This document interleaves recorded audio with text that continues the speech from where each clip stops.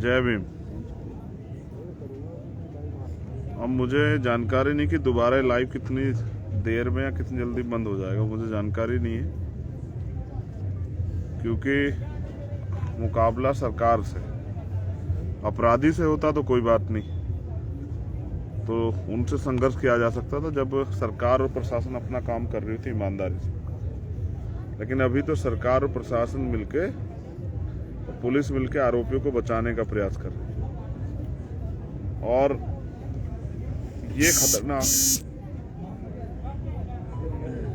ये इसलिए भी खतरनाक है कि अगर पुलिस और प्रशासन अन्याय करने लगेगा तो पीड़ित जाएंगे कहां? शोर को कम कराओ। तो मैं हूं अभी राजकीय सामुदायिक स्वास्थ्य केंद्र रूपनगढ़, जिला अजमेर, और मामला है छोटे भाई ओम प्रकाश रैगर की आत्महत्या का। ओम प्रकाश ने आत्महत्या क्यों की, उसके लिए उन्होंने एक बकायदा एक बड़ा सुसाइड नोट 3 पेज का छोड़ा। किन परिस्थितियों में की, ना उम्मीद करके की या खुशी से की, ये भी उन्होंने बताया। जिन लोगों के कारण की उनका भी नाम खोला। मैं भी पिछले 4 बजे से 8:30 बजे, 4.5 घंटे से मैं भी यहाँ हूँ और यहाँ के प्रशासन और सरकार का रवैया देख रहा हूँ। जब रात मैंने वो सुसाइड नोट पढ़ा तो मैंने तय किया कि सारे काम बाद में, पहले परिवार से मिलने चलेंगे और जो अंतिम इच्छा छोटे भाई ने जाहिर की है उसको पूरा करेंगे।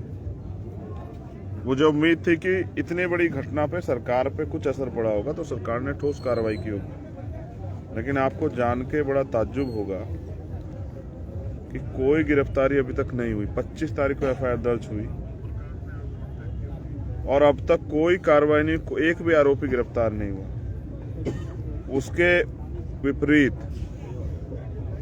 25 तारीख को इनकी एफआईआर दर्ज होती है 3:30 बजे, 3:18 पे, और दूसरी तरफ जिन लोगों के खिलाफ एफआईआर दर्ज की, आरोपियों के खिलाफ, उन आरोपियों के पक्ष की तरफ से भी एक एफआईआर 5:30 पे दर्ज हो जाती। और यहाँ के एसएचओ जो हैं वो ये कहते हैं कि क्या तो इस मुकदमे को वापस ले लो वरना कार्रवाई के लिए तैयार हो। एक चोरी की एफआईआर, पीड़ित परिवार, उनके बेटे ओम प्रकाश, उनके पिता, उनके चाचा, 4 लोग खिलाफ करा दी जाती। मैं भी जब यहाँ आया, जब मैं एयरपोर्ट उतरा तभी से पुलिस सतर्क थी। 2 टोलों पे हमें रोका गया और इस बात के साथ भेजा गया कि हम जाके वहां कोई आंदोलन नहीं करेंगे। हर बार यहाँ की पुलिस हमें अक्लमंद बनाती है, जब भी मैं आता हूँ तभी गिरफ्तार करके जेल भेज देती। तो आज मैंने उनसे कहा ठीक है, कुछ नहीं करेंगे, चलते हैं, परिवार के पास जाएंगे, अंतिम फैसला तो परिवार का है। तो आज अब मैं परिवार के बीच में हूँ। मैंने जब यहाँ के देखा, उनको सुना, वो अकेले भाई थे, 3 बहनें हैं, 2 बहनें बड़ी हैं, एक छोटी है। माता पिता दोनों अपाहिज हैं, खेती करके अपना परिवार चलाते थे। ओम प्रकाश और उससे जो छोटे वाली बहन है, वो दोनों मुंबई में रह के नर्सिंग का कार्य करते थे और इस घर को चलाते थे। अभी उन्होंने कोशिश की है कि उनका मकान बन जाए, दरवाजा अभी नहीं लगा है। सबसे बड़ी बात जो समझनी चाहिए, ओम प्रकाश ने ये कदम उठाया क्यों, जबकि मैं इस कदम का समर्थन नहीं करता हूँ। कदम इसलिए उठाया क्योंकि हर बेटे के लिए उसका पिता हीरो होता। मैं तो अपने पिता के सपने को पूरा करने के लिए मैंने अपना कैरियर, और जो मैं पढ़ने के लिए अमेरिका जा रहा था, मैंने उसको चेंज किया। तो ओम प्रकाश एक पढ़ा लिखा समझदार युवा था। 1 अक्टूबर को ही वो यहाँ आया मुंबई से काम करता हुआ, और जब उसने ये देखा कि उसके पिता के साथ मारपीट हुई सरेआम, उनको जलील किया गया, अपमानित किया गया, तो उसने कानून का, संविधान को मानने वाला, उसने अपने नोट में भी लिखा कि संविधान को पढ़ के मैंने न्याय की लड़ाई लड़ने का प्रयास किया। उसने सुसाइड नोट में भी बात लिखी थी। वो थाने गया एप्लीकेशन देने, पुलिस ने एफआईआर दर्ज की। यहाँ के मुख्यमंत्री कहते हैं कि शेड्यूल कास्ट SC एक्ट का SC ST कोई मुकदमा उसको दर्ज करना है, लेकिन उस दिन मुकदमा दर्ज नहीं हुआ। वो पढ़ा लिखा था और सम्मान की वैल्यू समझता था, इसलिए वो दोबारा नेक्स्ट डे गया और उसने मुकदमा दर्ज करने की मांग की और उसने कहा अगर आप नहीं दर्ज करोगे तो हम सीनियर अधिकारियों के पास जाएंगे और हम कोर्ट जाएंगे। तब FIR दर्ज हुई, लेकिन जैसा मैंने बताया उसके 2 घंटे बाद उनके खिलाफ भी मुकदमा दर्ज हुआ और लगातार उस पर दबाव बनाया जा रहा था कि मुकदमा वापस लो वरना तुम्हें जेल भेज दिया जाए। तो जैसे मैंने कहा कि उनके पिता उनके लिए हीरो थे और अपने हीरो को बेइज्जत होते जलील होते उस बेटे ने देखा और फिर न्याय भी नहीं हो रहा है। 25 तारीख से लेके कल तारीख थी 1 नवंबर, कोई कार्रवाई नहीं हुई और ये वो बर्दाश्त नहीं कर पाया और उसने सुसाइड नोट लिखा और उसने सुसाइड कर लिया।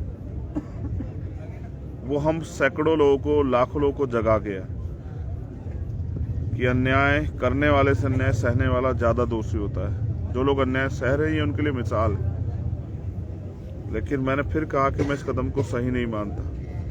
लेकिन उसने जो सुसाइड नोट में मेरे लिए छोड़ा था, मैं कल मध्य प्रदेश में था और मैं खाकी जो हमारा सम्मान है देश का, उसकी जो कारगुजारी है उस पर मैं कल वहां भी बोल रहा था कि अगर पुलिस सरकार के हिसाब से ही, ताकतवर लोगों के हिसाब से ही, सामंतों के हिसाब से ही काम करेगी तो गरीब आदमी न्याय के लिए कहाँ जाएगा। तो मैंने कल भी वहां की पुलिस को कहा कि एक काम कीजिए, खाकी उतार दीजिए, इसका जनता सम्मान उस पर विश्वास करती, खादी पहन लीजिए और नेता बन के आइए तो जनता आपको सबक सिखाएगी। और यहाँ भी हालात ऐसे ही, अगर SHO ने समय पे कार्रवाई की होती, SHO ताकतवर लोगों के से रुपए लेके शांत ना बैठा होता, इनके खिलाफ उल्टा कार्रवाई न करा होता तो शायद आज ओम प्रकाश हमारे बीच होते। इसलिए हम लोगों ने मांग की है कि उस SHO पे और उस CO पे जिसके ऊपर जांच की जिम्मेदारी थी और वो आरोपी घर बैठ के चाय और नाश्ता करता और उल्टा ओम प्रकाश उसके पापा को धमकाता है, यानी कि वो अपने कार्य के प्रति भी लापरवाह है, अपनी पावर का मिसयूज कर रहे हैं। उनके पास अगर मुकदमा लिखने का अधिकार है, धारा लगाने का अधिकार है, तो क्या पीड़ितों को ही मारने का काम करोगे? तो जिन्होंने अपनी पावर का मिसयूज किया उस SHO CO खिलाफ भी हमने लिख के दिया कि उनके खिलाफ FIR दर्ज हो। और वो सरपंच, वो पैसे वाला व्यक्ति जिसके ताकत के दम पे कानूनी कार्रवाई नहीं दी, उसके खिलाफ भी हमने मुकदमा दर्ज करा है। अभी हमारी बहुत सारी मांगे जो है बाकी, लेकिन सबसे आवश्यक मांग यहाँ के मुख्यमंत्री से, मैं तो ये समझता था वो पिछड़े वर्ग से आते हैं तो कम से कम दलितों की, आदिवासियों की, पिछड़ों के दर्द को समझते होंगे,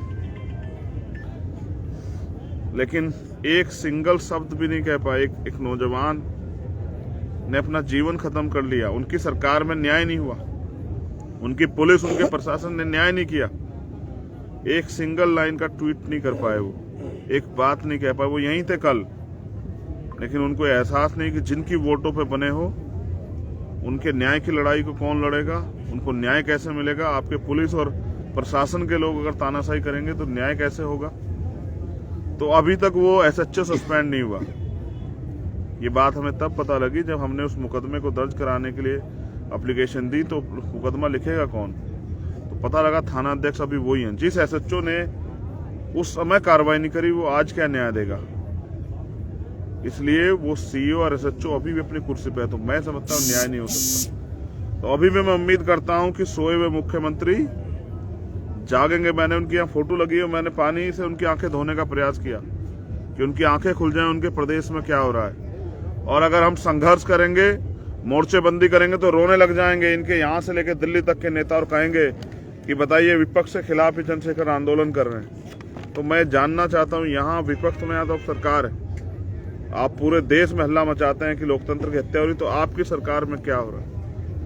अगर हम लोग यहाँ 4-4.5 घंटे से बैठे हैं, पीड़ित 30 घंटे होंगे बॉडी को, डेड बॉडी को, अभी तक जो है सरकार की आंख नहीं खुली। अभी तक जो है इन 3 बच्चों का क्या होगा, उनके विकलांग पिता माँ का क्या होगा, इस पे सरकार ने एक शब्द नहीं बोला। सरकार का कोई कैबिनेट मिनिस्टर, सरकार का कोई नेता यहाँ नहीं आया। और तो छोड़िए, जो मजबूत विपक्ष है यहाँ, भारतीय जनता पार्टी, दलितों को तो उनसे भी नफरत है। या ये कहे कि बीजेपी के लोग भी दलितों के मुद्दों पे नहीं घुसते। ऐसा ही हमने इंद्र मेघवाल के केस में देखा, ऐसा ही हमने जितेंद्र मेघवाल के केस में देखा, ऐसा ही और जो है एक मामला जिसको फांसी पर लटका उस केस में हम देखा। उनकी तरफ से भी एक सिंगल स्टेटमेंट नहीं है और उनका भी कोई नेता इनके दुख दर्द को सुनने नहीं आया। कुछ लोगों को तकलीफ होती है बार बार, जो यहाँ राजनीतिक लोग हैं उनको तकलीफ होती है मेरे आने से। मैं यहाँ इसलिए आता हूँ क्योंकि यहाँ के लोगों को मेरे ऊपर भरोसा है, और वो उम्मीद के रूप में भीम आर्मी को देखते हैं कि भीम आर्मी के लोग आएंगे तो न्याय। और यहाँ भी इस घटना में सबसे पहले लड़ने वाले भीम आर्मी के लोग थे, और ये वो लोग हैं जो इस समाज के दर्द को अपना समझते हैं, क्योंकि इन्हीं में से कुछ लोग हैं जो इस समाज की लड़ाई को लड़ने के लिए अपना घर बार छोड़ के निकले। तो मैं सरकार से मांग करता हूं कि सबसे पहले एसएचओ सीओ को निलंबित किया जाए, और फिर जो है इस घटना की सीबीआई जांच हो, क्योंकि ताकतवर लोगों के आगे कानून हार गया है। ये शर्म आनी चाहिए मुख्यमंत्री को और उनकी सरकार को। ताकतवर लोगों के चौखटों पे न्याय ने दम तोड़ दिया है। इसलिए मैं चाहता हूं इस घटना की सीबीआई जांच हो। और जो मांगे हमारी ये हैं कि दोषी अधिकारी जो है, जो मुलजिम है, उनके खिलाफ हत्या का जो है मुकदमा दर्ज होकर उनकी गिरफ्तारी हो। पीड़ित परिवार को, क्योंकि 3 बच्चे हैं, इनका घर कैसे चलेगा, इसलिए एक पढ़ी हुई बच्ची हमारी है, हमने मांग की है कि उसको एक शासकीय नौकरी जो है सरकार दे। जैसे वो आपने दी ना, हमने तो पहले भी कहा कई मामलों में कि आप दूसरों को देते हो हमें परहेज नहीं, लेकिन हमारे साथ दोहरापन क्यों? आपने दी है ना उदयपुर में, तो इस परिवार के आंसू कौन पूछेगा? आप तो इस प्रदेश के गार्जियन है मुख्यमंत्री जी। तो ऐसे आंख बंद करके काम नहीं चलेगा, ऐसे चुप रह के समझते हुए काम नहीं चलेगा। तो हमारी मांग है इस बच्ची को या इस परिवार के किसी और व्यक्ति को एक सरकारी नौकरी दी जाए। पीड़ित परिवार की कम से कम 50 लाख रुपए की सरकारी जो है मदद की जाए। और ये ताकत मुख्यमंत्री ने दी है ना उदयपुर में, ये भी तो जो है हत्या है। वो मरने के लिए वो भरोसे था आपकी सरकार के, और आपकी सरकार और आपके अधिकारियों ने उसको मरने के लिए मजबूर किया। आप भी दोषी, आपकी सरकार भी दोषी, आपके प्रशासन के अधिकारी, आपके पुलिस के अधिकारी भी दोषी। तो इसलिए इस परिवार को तत्काल प्रभाव से 50 लाख रुपए की आर्थिक मदद की जाए, और मेडिकल बोर्ड द्वारा जो है उस बच्चे का, छोटे भाई का पोस्टमार्टम, और मामले की जांच मैंने कहा सीबीआई से कराई जाए। क्योंकि जिन पुलिसकर्मियों पर आरोप और जिन ताकतवर लोगों पे, वो न्याय को प्रभावित करेंगे और जांच को प्रभावित करेंगे। इसलिए हम लोग चाहते हैं कि सीबीआई जांच हो और फास्ट ट्रैक कोर्ट में मुकदमा चला के उनके ऊपर सख्त से सख्त उनको जो है सजा दिलाई जाए। और मैं यहाँ इसलिए हूँ, यहाँ के चमचे नेताओं, क्योंकि तुम लोग सरकार के एजेंट बन के अपने समाज से भी धोखा कर रहे हो। तुम लोग यहाँ रहने वाले शेड्यूल कास्ट को जातीय महासभाओं में बांट के इनको एकजुट नहीं होने दे रहे हो, और इसलिए ये गुलाम मोहताज बन के इस प्रदेश में जो है ना जानवरों जैसा जीवन जीने के लिए मजबूर है। और मैं यहीं रहूंगा डट के पूरी रात, जब तक वो एसएचओ सस्पेंड नहीं होता, जब तक उस सीओ पे कार्रवाई नहीं होती, जब तक सरकार इनके दर्द को नहीं सुनती। यहाँ के मीडिया से ब्लैकआउट करोगे, कहाँ से ब्लैकआउट करोगे? मुख्यमंत्री नेट बंद करवा दो यहाँ का।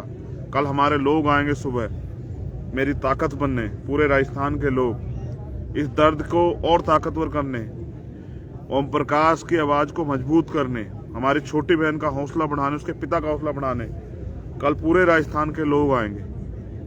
मैं भी ये देखना चाहता हूँ कि यहाँ के लोग इस परिवार की लड़ाई को लड़ते हैं नहीं लड़ते हैं। इसलिए मैं पूरी रात मोर्चा लेके यहाँ यही मोर्चरी के बाहर, क्योंकि इस अन्याय को सहना इतना आसान काम नहीं। और अब हम कितनी लाशें उठाएं ये भी जवाब देना पड़ेगा। इंदर मेघवाल, जितेंद्र मेघवाल, ओम प्रकाश रैगर, कल कौन? चंद्रशेखर आजाद, सत्यवान, सतपाल चौधरी, धर्मेंद्र कौन? शैलेश मलपुरिया, अनिल आजाद कौन? कल किसकी लाश पर रोके हम लोग इकट्ठा होंगे? किसकी लाश को हम लोग जो है अंतिम संस्कार के लिए रोक के रखेंगे? तो ये हमें तय करना है। इसलिए आज हम यहाँ हैं कि कल किसी ओम प्रकाश के साथ ऐसा ना हो, और इस बहरी सरकार तक हमारी आवाज जाए। मैं और दर्द किसे कहते हैं ये जानने के लिए आपको अपनी छोटी बहन को रूबरू करा रहा हूँ, जो घरों में काम कर करके किस तरह से इस परिवार को के सामाजिक सम्मान की लड़ाई को मजबूत करने के लिए यहाँ थी, जो अभी मेरे बाद पहुंचे, जिसको ये भी नहीं पता था कि उसका भाई चला गया, जिसने अपना सब कुछ खो दिया, जिसने अपना जीवन का सहारा खो दिया, जिसने अपनी बाजू खो दी, जिसने अपना विश्वास खो दिया। और उसको पता है कि वो रोज जाता था थाने इस उम्मीद के साथ कि कार्रवाई होगी। और मैं अब नीतू हमारी छोटी बहन जो ओम प्रकाश के परिवार में सबसे छोटी, मैं उससे कहूँगा कि पूरा देश आपको सुन रहा है। इस लाइव के जरिए बहुत दूर दूर तक के लोग आपको सुनेंगे। आप किस हालात में हो, सरकार ने आपकी क्या मदद की और आप सरकार से क्या चाहती है, अपनी बात को आप जरूर रखो।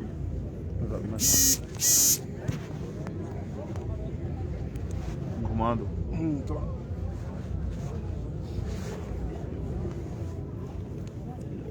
इधर इधर कोई हो जाओ, वो लाइट उधर से जाओ, आप उधर ही हो जाओ। हाँ मैं हट जाऊँ। नहीं आ जाओ बच्चे, इधर आ जाओ। मैं इतनी सरकार इतनी से आवाज में बोलना कि तुम्हारी आवाज जाए वहाँ। मैं करता हूँ, वो फिर सूरज को आएगा। मैं सरकार से सिर्फ अपने परिवार को और मेरे भाई को न्याय दिलाना चाहती हूँ। मेरे को न्याय चाहिए और कुछ नहीं। और उन सभी लोगों को फांसी दो जिन्होंने, जिसकी वजह से आज मेरा भाई मेरे से दूर हो गया, मेरे परिवार से दूर हो गया है। कौन जिम्मेदारी लेगा मेरे माँ बाप की और मैं हमारी। इसलिए मैं आप सबसे निवेदन करती हूँ कि मेरे परिवार को न्याय दिलाओ। तुम चाहती हो कि ओम प्रकाश को न्याय मिले? हाँ, मैं बिल्कुल चाहती हूँ और जब तक न्याय नहीं मिलेगा मैं पीछे नहीं हटूंगी। ये जो लड़ाई चाहे है, मेरे को खुद को क्यों ना मरना पड़े, लेकिन मैं मेरे भाई को न्याय दिलाए पहले मैं पीछे नहीं हटूंगी। ओम प्रकाश से तुम्हारी बात हुई? कल परसों रात को हुई थी। उसने बोला था कि इधर कोई कार्रवाई नहीं कर रहे नीतू, तो मैं हाई कोर्ट जाऊंगा। उसके बाद मेरी बात नहीं। मैंने कहा ठीक है, हाई कोर्ट चले जाना तुम और अंकल। कैसा एहसास है जब तुमने भाई खो दिया? मेरा तो क्या बताऊं अभी। एक वही था हमारे परिवार में, वही हमें छोड़ के चला गया, तो अभी क्या हमारी जिंदगी है। मैं ये समझता हूँ कि इस सरकार से न्याय की उम्मीद कम है, इसलिए मैं समझता हूँ मैं पहली बार ऐसा कदम उठाऊंगा। मैंने आज तक कभी किसी के लिए मदद की मांग नहीं की। पहले भी सरकार से प्रयास करेंगे कि वो हम इन परिवार की मदद नहीं करेगी, तो मैं पहली बार इनकी मदद के लिए आपसे अपील करूंगा कि ये 3 महीने इनके पिताजी, इनकी माँ, और वो कह रही है कि उनका भाई चला गया, लेकिन हम सब लोग भाई उनके साथ हैं। मैं मांग करूंगा पहली बार कि समाज के लोग इनकी बढ़ चढ़ के मदद करें, क्योंकि ये लड़ाई आसान नहीं है। उनको जब तक 4 दिन में लोग चले जाएंगे, 10 दिन में इनके रिश्तेदार भी इनका साथ छोड़ देंगे, कोई नहीं आएगा। मैं तो इस हालात को जानता हूँ। जब मैं कल मध्य प्रदेश था तब भी मैं ये सोच रहा था दमोह में, वो परिवार के लोग भी चीख चिल्ला रहे थे। सरकारें सुनती नहीं है, चाहे भाजपा या कांग्रेस, सत्ता के चरित्र बिल्कुल एक जैसे। जिनकी सरकार होती है वो घटनाक्रम को छिपाने के लिए बहुत प्रयास करते हैं, और तमाम तरह के प्रयास अब भी जारी रहें किस तरह परिवार टूट जाए। इसको टूटने नहीं देना है। और मैं राजस्थान वासियों से अपील करूंगा कि इन जातीय महासभाओं को घर में रखो। बाबा साहब हमें वर्ग बना के गए, शेड्यूल कास्ट। अगर आप में के खून में जरा सा भी उबाल है, अगर आपको जरा सी भी तकलीफ, तो एक दूसरे का हाथ पकड़िए। अभी तो महासभा हुई थी ना एक, आज उसी समाज को अन्याय के साथ जब अन्याय हुआ तो मुख्यमंत्री के मुंह से आवाज नहीं निकल रही। गुलामी बंद करो यार, तुम खुद ताकतवर हो। अपनी ताकत को नेताओं के भरोसे मत छोड़ो। अगर छोड़ोगे तो फिर ये नीतू यहाँ बैठ के रोएगी, चिल्लाएगी, और ओम प्रकाश बलि चढ़ जाएगा इस व्यवस्था की, सरकारों की। इसलिए मैं आपसे अपील कर रहा हूँ कि कल इसकी ताकत बनने के लिए आना शुरू है। भाई अपनी जान देके इतना न्याय मांगेंगे आखिर में। आज मेरा भाई मांगा, कल दूसरा कोई अगर उसको न्याय नहीं मिलेगा तो ऐसा ही करेगा। मैं फिर कह रहा हूँ, ये लोकतंत्र है, यहाँ सरों की कीमत है। आपको ताकतवर बन के आप इस लड़ाई को जीत सकते हो। आज आप देखो ये परिवार क्या महसूस कर रहा है। मैं इसलिए आपसे अपील करता हूँ कि सुबह आपकी एकता, दिन निकलेगा, इधर सूरज निकलेगा, इधर इनके चेहरों पे भी चमक आनी चाहिए आपकी ताकत देख के। कल एहसास होना चाहिए अजमेर को और तहसील रूपनगढ़ को एहसास होना चाहिए कि हम अब बटने वाले नहीं, और हम अपनी ताकत का प्रदर्शन जो है कल करेंगे। मैं चाहता हूँ उससे पहले बहरी सरकार जाग जाए और जो हमारी मांगे उन पर काम करें। जो लोग इससे जुड़े, मैं उनसे अपील करूंगा कि वो उसको शेयर करें और पूरे सब जगह तक ये बात पहुंचाएं। और राजस्थान के साथियों कल इंतजार करूंगा सुबह। हम लोग यहीं खड़े हैं डट के। जब तक इस परिवार को न्याय नहीं मिलता तब तक ये लड़ाई जारी रहेगी। जय भीम, जय भारत, जय मंडल, जय जोहार, जय संविधान। आप सभी के लिए मंगल कामनाएं। उस परिवार के लिए आदरांजलि, ओम प्रकाश के लिए आदरांजलि। उस परिवार को तथागत महामानव बुद्ध जो हैं दुख सहने की क्षमता प्रदान करे। प्रकृति इनको ताकत दे। हमारी छोटी बहन को कि वो इस लड़ाई को दमखम से लड़े और आरोपियों को सजा मिले। कल आपसे मुलाकात। जय भीम।